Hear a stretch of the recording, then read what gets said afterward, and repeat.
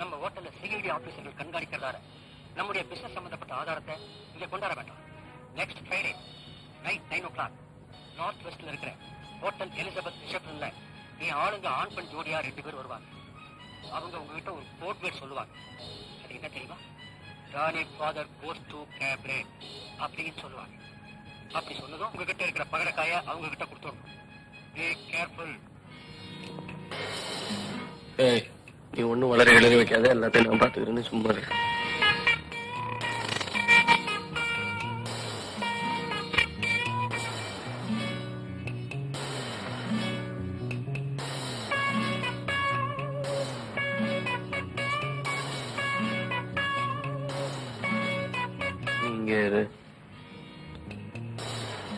Candy father goes to cabaret. இந்த பகட கையில எல்லா விவரமும் அடங்கியிருக்கு. உடனே டைசில்ட்ட கொடுத்து வழக்கம் போல பதில் அனுப்பிச்சு வரோம்.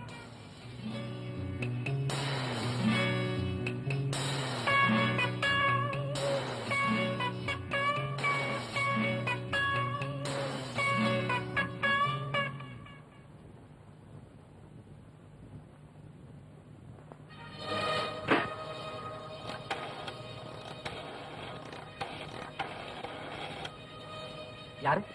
லாவண்யாவா? சீஃப் கனெக்ஷன் கொடு. நான் தான் மோகன் பேசுறேன்.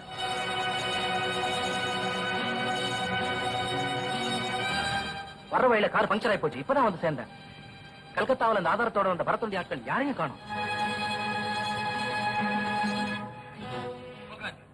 லேட்டா போனதால வேற யாரோ வந்து அந்த ஆதாரத்தை கைப்பற்றிட்டு போயிருக்காங்க. வர உன் நடவடிக்கையில சின்சியாரிட்டி இல்லாம போச்சு.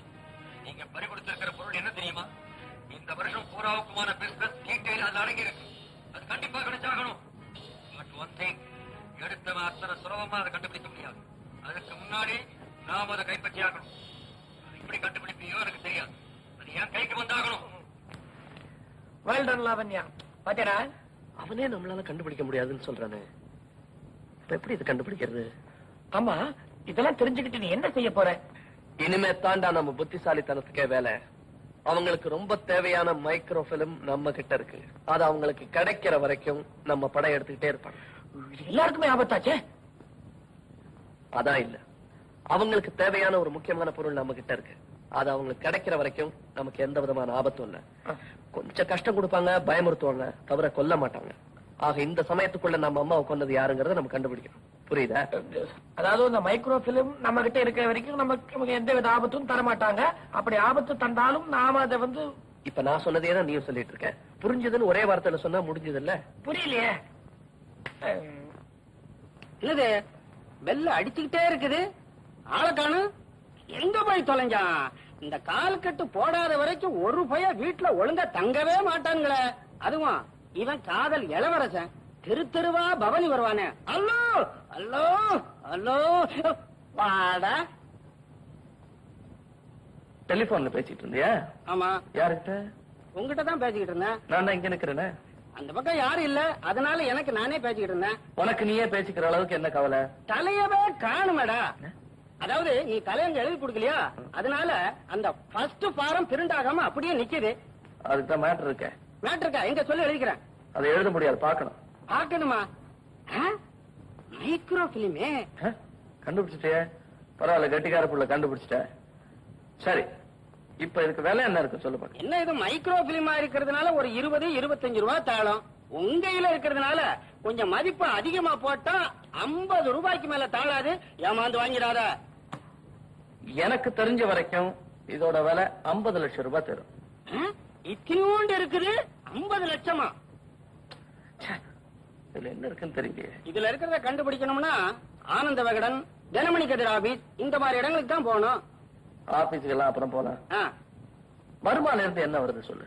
வருமாவில இருந்து தேயில வருது, தேக்கு மரம் கூட வருதுடா. இல்ல, கப்பல் வருது. தலையங்கமே எழுதி கொடுக்கல, எனக்கு ஒண்ணுமே ஓடல.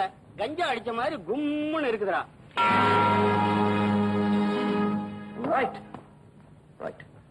கஞ்சா அப்படின்னு. Thank you thank you. No mention. எதுக்கு தேங்க்யூ சொல்றேன் தெரியுதா? எதுக்கு? சில சமயங்கள்ல நீ வளரும் போது கூட நல்ல விஷயங்கள்லாம் அள்ளி கொட்டிடுற. எழுது எழுது எழுது. கருப்பு தங்கமும் பகடைக்காய்களும். கருப்பு என்னது? கருப்பு தங்கமா? சும்மா நடுல கேள்வி எல்லாம் கேட்க கூடாது. அபிலுக்கு செல்ல பேரு கருப்பு தங்கம்ங்கிறது. அப்போ வித்தின் பிராக்கெட்ல போட்டுக்கிறேன். அதெல்லாம் ஒண்ணும் போட வேணாம், நாங்க சொல்றத எழுதுங்க போதும். சரி சொல்லுங்க. கருப்பு தங்கமும் பகடைக்காய்களும். இதுவரை கருப்பு பணக்காரர்கள், சாராய முதலாளிகள், தில்லுமுல்லு திலகங்கள், திரைமறைவு திருடர்கள் ஆகியோரின் முகமூடிகளை கிழித்தெறிந்த அடுத்து எழுதப் போவது கருப்பு தங்கம்.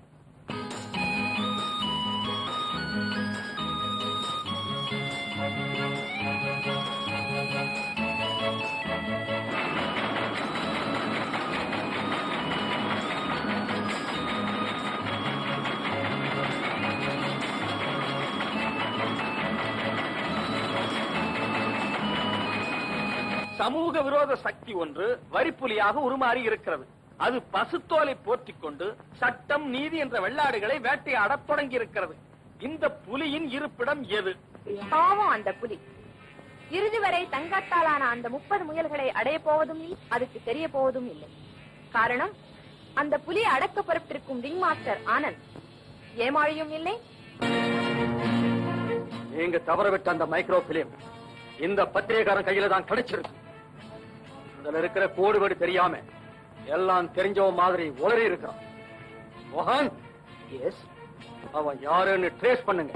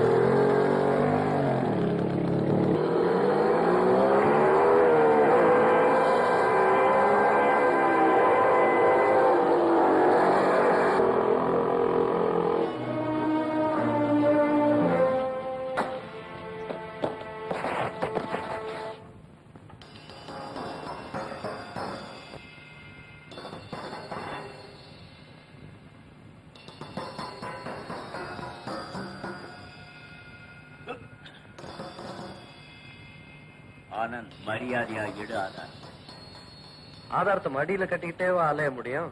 எங்களுக்கு தெரியாம மறைச்சு வச்சிருக்கேன் அந்த ஆதாரத்தை. பத்திரமான இடத்துலதான் இருக்கு. பின்ன எங்க இருக்குன்னு சொல்லு. குடுக்கறதா அபிப்பிராயம் இல்ல. மரியாதையா கொடுக்க போறியா இல்லையா? தலைமை சட்டை கசக்காத ஜென்டிலா நடந்துக்க. வீணா உடம்பு புண்ணாயிடும். அதுக்காக ஒரு 6 ounce ரத்தம் கூட சிந்த தயாரா இருக்கேன். இருக்கிற இடத்த சொன்னா எங்க ஆளுங்க போய் சும்மா அதை மூஞ்சிக்கு நேரம் ஆட்டிக்கிட்டே இருக்காது. போட.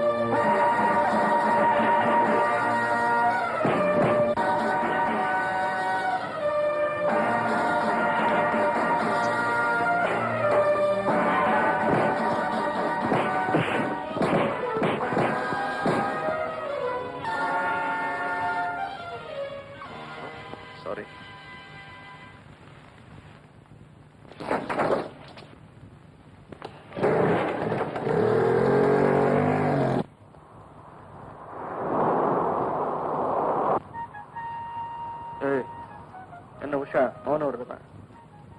ஏய், என்ன டல் அடிக்கிற? அப்பாவை நினைச்சாதான். இந்த ஆனந்தம் நினைச்சுக்க அபாரமான சுறுசுறுப்பு வரும். விளையாடாதீங்க, நான் ரொம்ப சீரியஸா இருக்கேன். சரி, என்ன ப்ராப்ளம் சொல்லு. நம்ம 2 பேரும் ஜோடியா வந்து இறங்குனது அப்பா பாத்துட்டாரு. அதுவே பாத்துட்டாரா? ஏதாவது கேட்டாரா? இல்ல. நீ ஏதாவது சொன்னியா? சொல்ல மாட்டே. சரியான கல்லூரி மங்க குடும்பம் பாச்ச. ஒருவேளை நம்ம காதலுக்கு அவர் எதிர்ப்பு தெரிவிச்சாருன்னா? சரி, எந்த அப்பன் தெரிவிக்கல? அவர் எதிர்ப்பு தெரிவிச்சானா பதிலுக்கு நீ உன் எதிர்ப்பு தெரிவிச்சிட வேண்டியதானே? அவர் இஷ்டப்படி நடக்கலன்னா ஒரு செல்லாத காசு கூட கிடைக்காது. ஏய், உன்னை உன் காசுக்காக நான் காதலிச்சேன். அடி, உங்க அப்பா காசு இல்லாமலே உன்னை என்னால காப்பாற்ற முடியும், தெரியுதா? உங்களுக்கு இவ்வளவு தைரியமும் தன்னம்பிக்கையும் இருக்குன்னு தெரிஞ்சிருந்தா அப்பா என்ன அவர் தாத்தாவே தூக்கி போட்டு வந்துடுவேன். சரி, கொஞ்ச நேரம் தாத்தா கொள்ளு தாத்தா அப்பா இதெல்லாம் பேசாம கொஞ்சம் இளமையா ஏதாவது பேசுவோமா? சரி, தம்பி தங்கச்சி இருந்தாங்கன்னா தூக்கி போட்டு வந்துடுவேன். இந்த தங்கச்சியை தூக்கி போடும்போது எனக்கு கொஞ்சம் சொல்லி அனுப்பேன். சரி, போச்சு பியா, உனக்கு தான் தங்கச்சியே கிடையாது. அப்புறம் சார் சார் சூடான சுண்டல் சார். இப்ப நான் உன்னை கூப்பிட்டேனா? காலையில இருந்து வியாபாரமே அவ்வளவு சார், கொஞ்சம் வாங்குங்க சார். ஏன்டா என் காதல கெடுத்தது இல்லாம காலையில செஞ்ச சுண்டல் வைக்கிற எனக்கு? நல்ல சுண்டல் சார், சாப்பிட்டு பாருங்க.